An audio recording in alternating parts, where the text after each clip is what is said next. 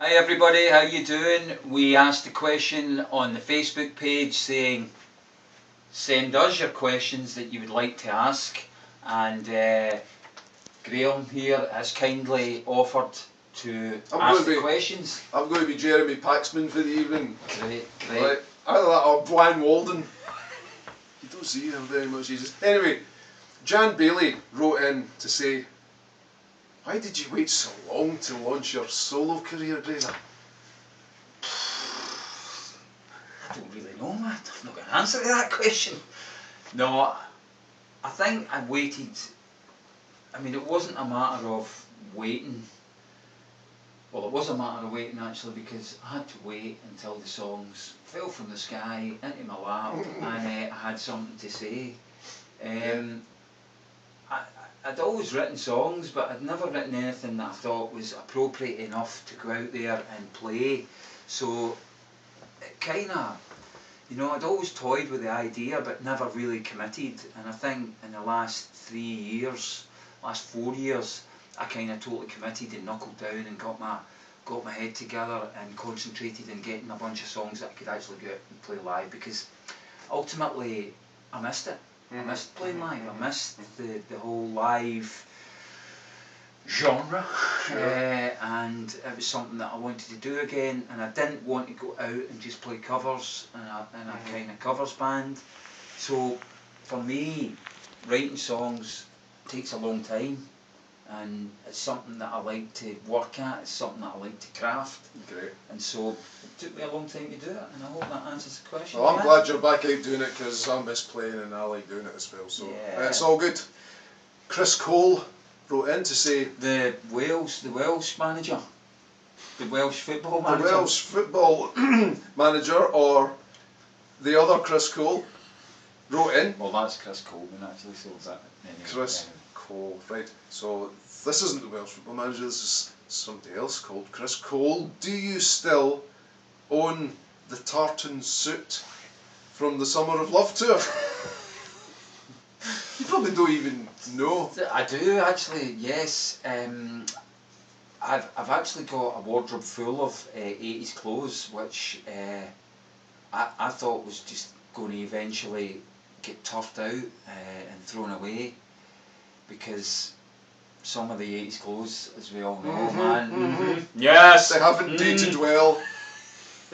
Not really. No. But to my great surprise, I have a 20-year-old son, Alexander, and every time I see him going to his college, I'm like, I recognise that 80s jacket from somewhere. And so it's recycled, man, it's moving on, and he's getting wear out of it now.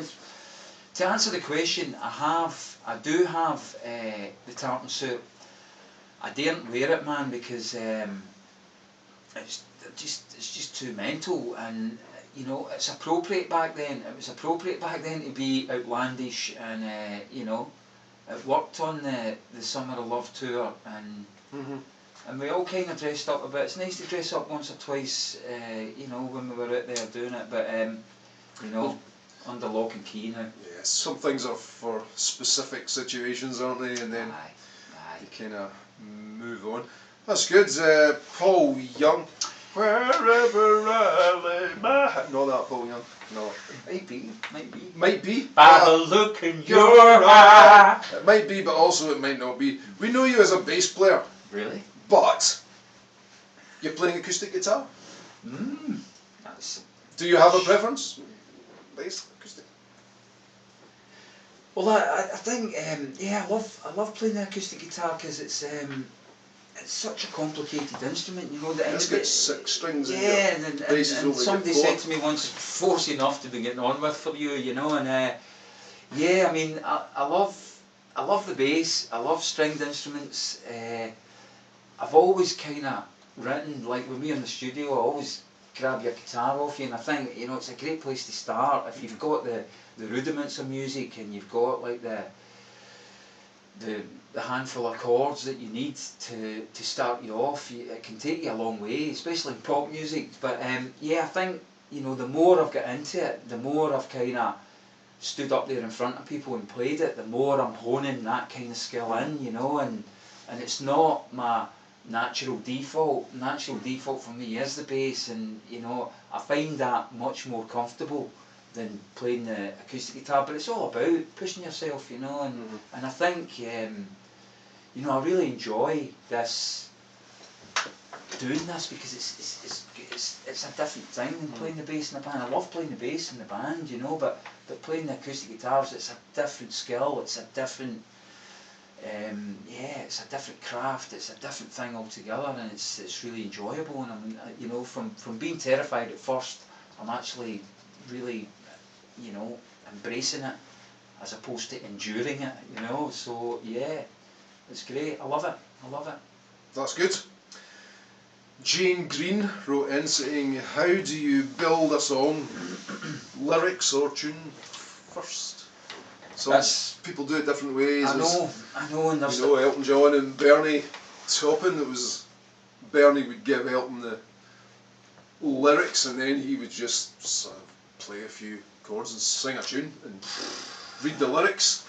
That's why I respect Elton so much, because I do find that a difficult thing to do, to sit down with a lyric and then you know, shoehorn it into a bunch of chords. You know, I think that's where Elton's just amazing. You know, because he can do that. He can take Bernie's lyric and marry the music and the lyric together and give you something really special. You know, and I think I saw him on a chat show reading out the instructions to someone's dishwasher, and it sounded like an amazing song. You know. Okay. So I mean, there's no set ways. There's no book that says, right, if you want to write a song, here's what you need to do. It can start with, you know, a line can inspire something, and then you take it on. I have written songs with a lyric.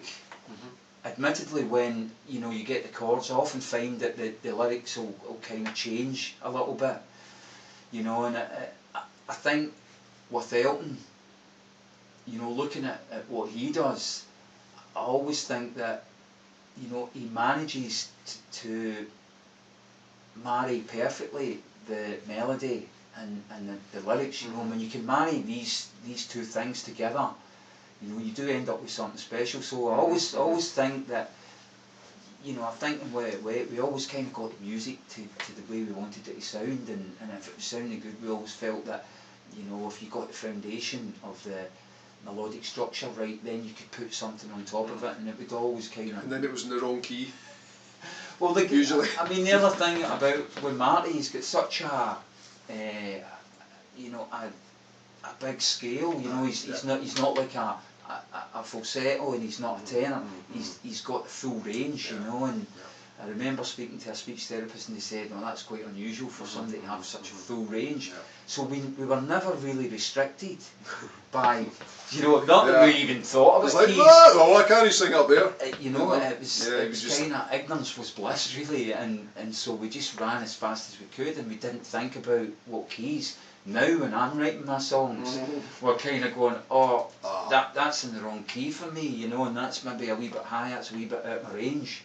But I always think that there's a way around it, because when I do change the keys in a song, I always think it just changes the whole timbre of the song, you know, where although it's the same chords down, a tone or a semitone, or you know, however much you take it up or down, it just dramatically changes it for me and turns it into a different song.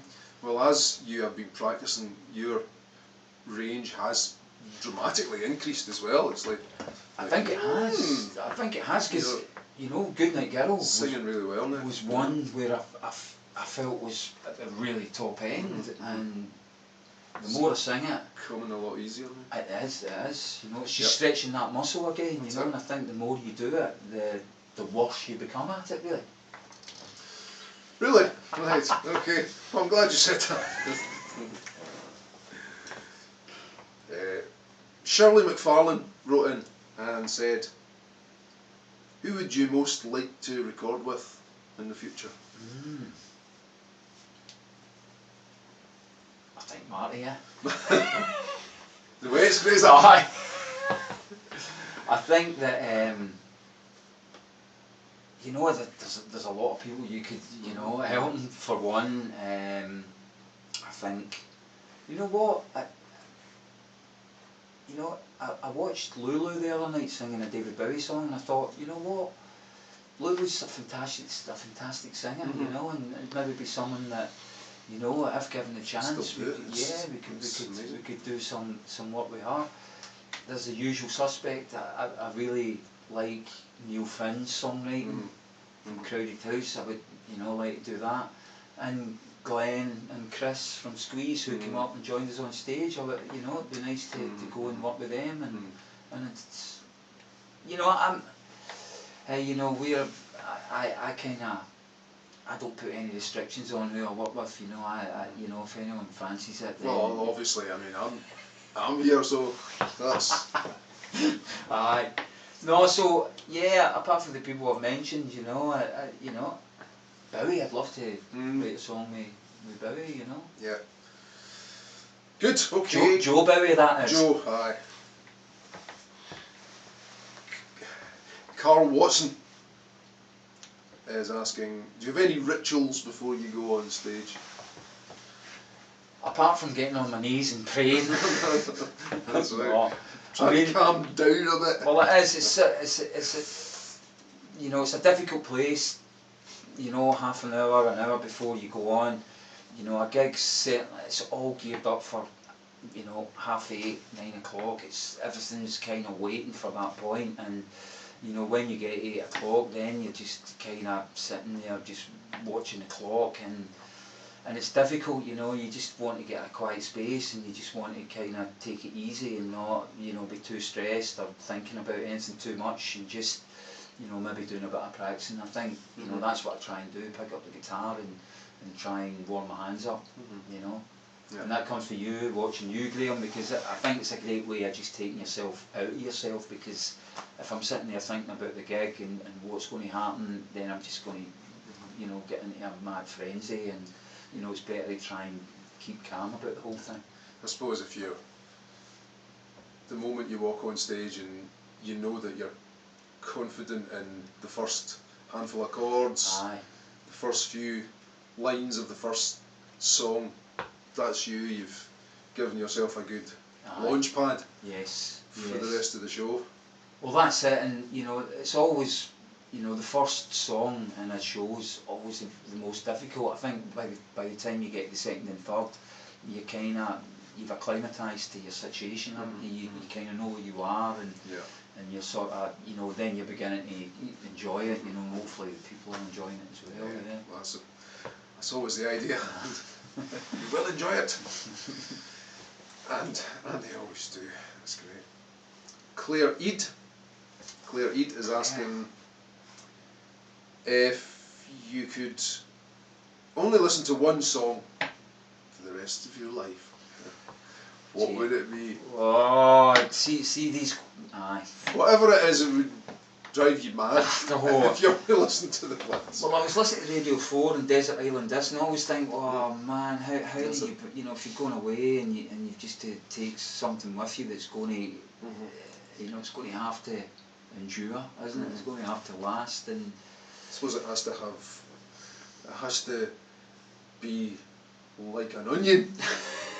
It's got to have layers, Grazer. Well, I mean, you know, we were talking earlier on about that documentary, the David Bowie documentary, and certainly Life on Mars has those, you know, that element of it where it's lots and lots of chords, lots and lots of amazing changes, and something that I think, you know, you wouldn't get sick of like you would some of the saccharine kind of poppy stuff that's around, you know. So I think something like that would, you know, would maybe age a little bit better than some of the other stuff. Yeah. It's, you know, I find it hard. What's your 5 favourite songs, you know? What's your favourite song? You know, I can tell you my favourite songs of certain artists, but I hate kind of pinpointing it down to one specific kind of thing, and that's what it'll be, you know. I've even moved into listening to classical music, you know, and some Rachmaninoff, we've got some Bach in there. Often find when I'm going through the radio stations, if I'm driving somewhere,